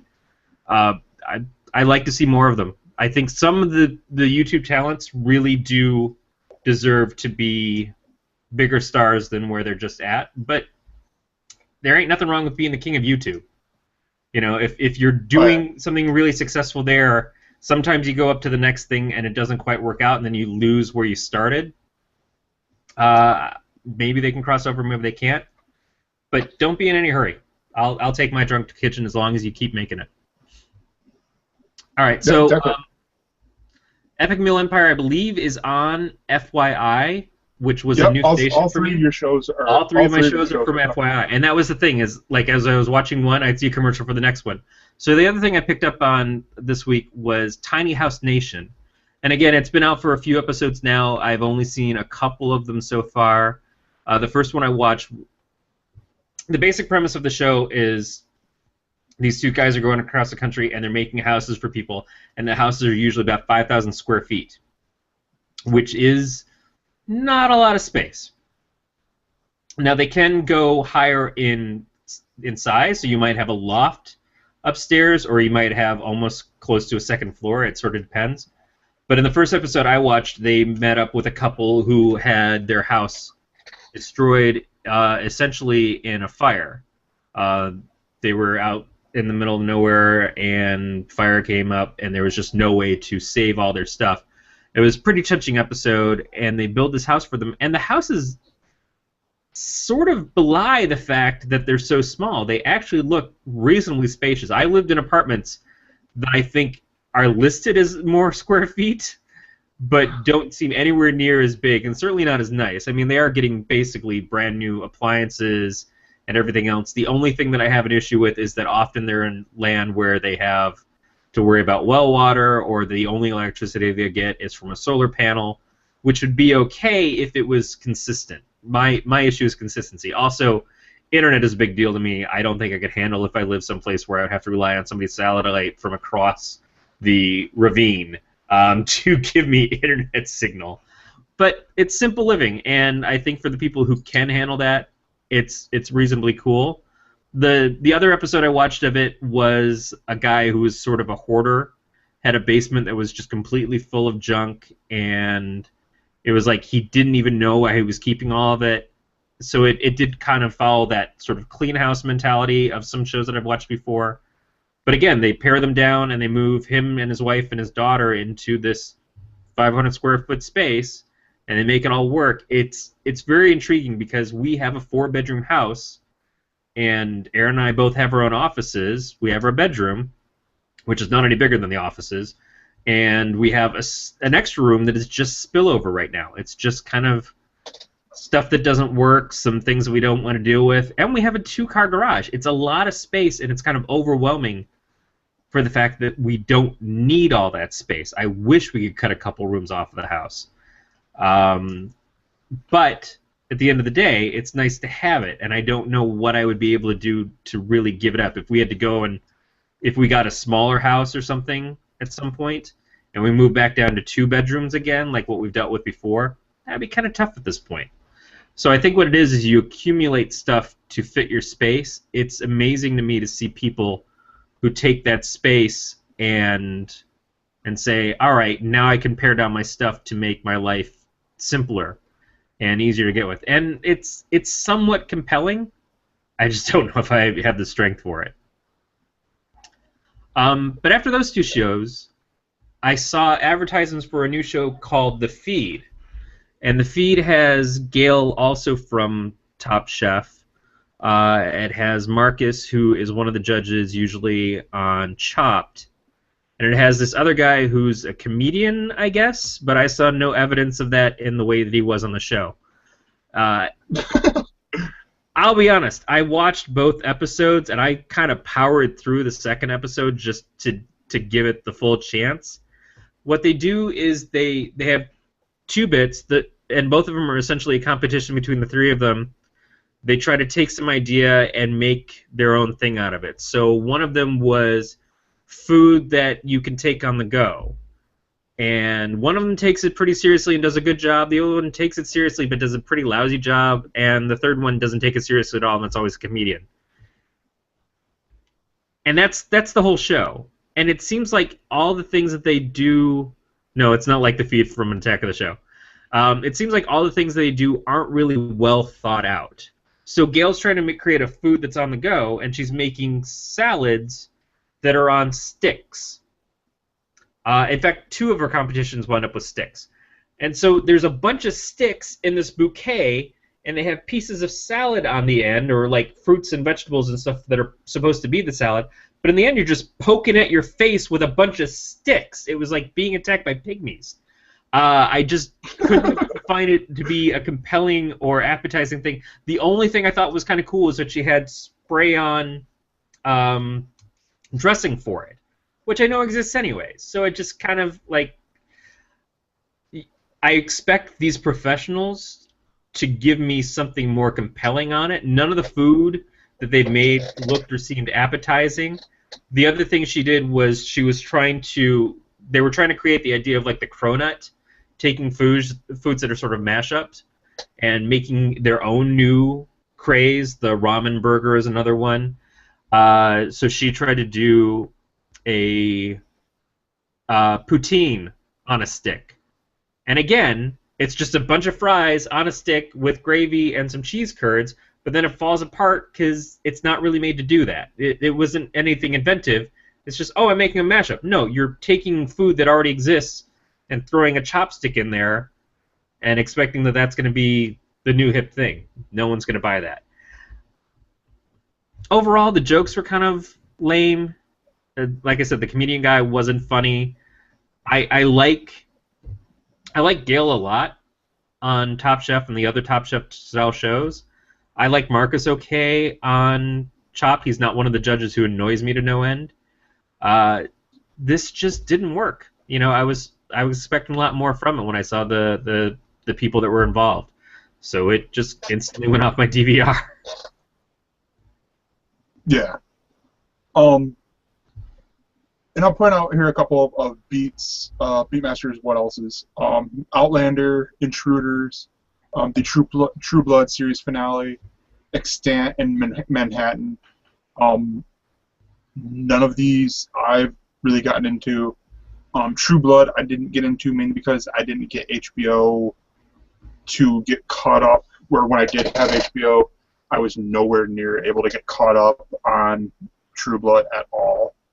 Like, I think when I had HBO, True Blood had, I think, 5 seasons. And I'm like, there's no way I'd be able to get caught up on that show. But yeah, so...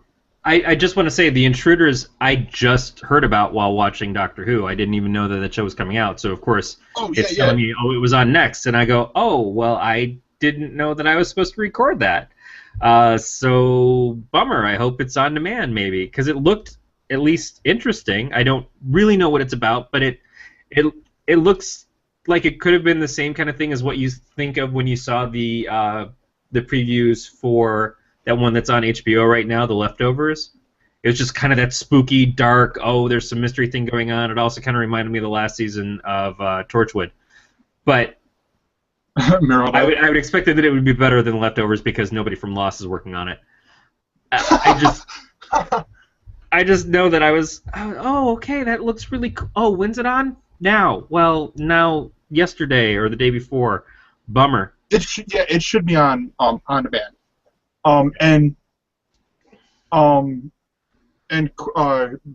is asking me if I'm still liking Franklin and Bash, and yes, I am thoroughly enjoying Franklin and Bash. This past episode had the classic, well, if we do a favor for this guy, chain, like, we got to scratch this guy's back to get this, and then this guy's back to do this, and this, and this, and this, and this, all the way, it's like sort of deal. And it was really good, all to get Stanton back on the bar, basically, and that was hilarious. The bar exam, or the bar review of Stanton, basically the whole, well, he needs to go to rehab for his sex addiction. And this is Stanton Enfield, who is played by, oh gosh, what is his name? Classic actor. Boss? Yeah, their boss. Malcolm McDowell. Yeah, Malcolm McDowell. And I'm like, oh my gosh, this is just, at the people they had put coming in, and I'm like, oh my gosh, this is Captain Jack, but old and like a classic actor. Like he will bang anybody. The roles of Malcolm McDowell that I've seen throughout my lifetime, it seems authentic to him. Yeah, like it's just like any like you get this like one lady, one guy like who wanted to be in the Mile High Club. So, yep. It's nice that what I saw from the first season of Franklin and Bash, which was what I only watched.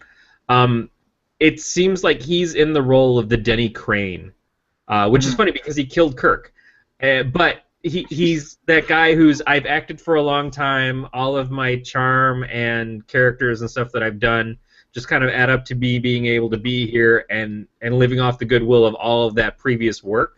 So you can just kind of write jokes around history that doesn't make sense necessarily in the context of the show, but works because I'm Malcolm McDowell. Tim Curry would be able to get away with that too. There are certain actors that would just be able to show up in something like this and chew the scenery for a while, and it would be like, well, hell yeah, I'm going to watch that. Tim Curry's in it. I think that's what Malcolm McDowell did, is he's just like, sure, I'll McDowell it up. Yeah. What up, yo? Oh, no, yeah. So that would, yeah, that sounds like it's a good time.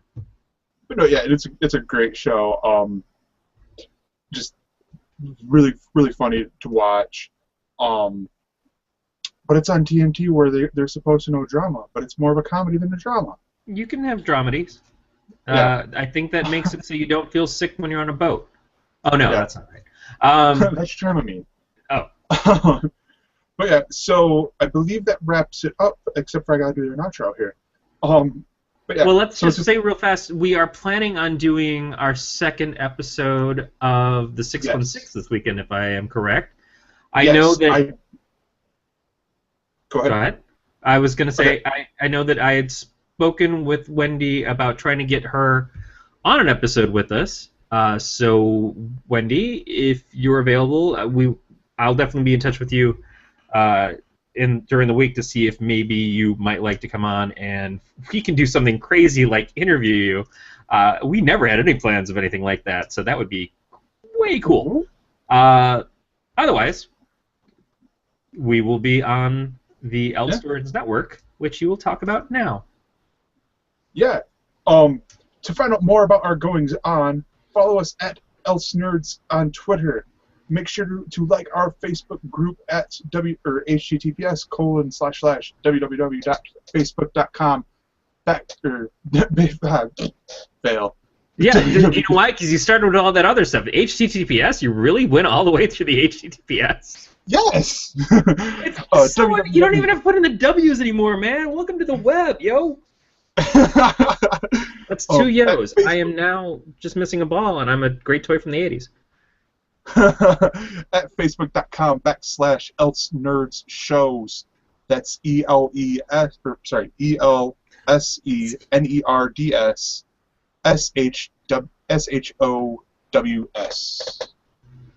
And to see full articles and our past episodes and other shows, visit the Else Nerds YouTube channel at youtube.com/Else Nerds Shows.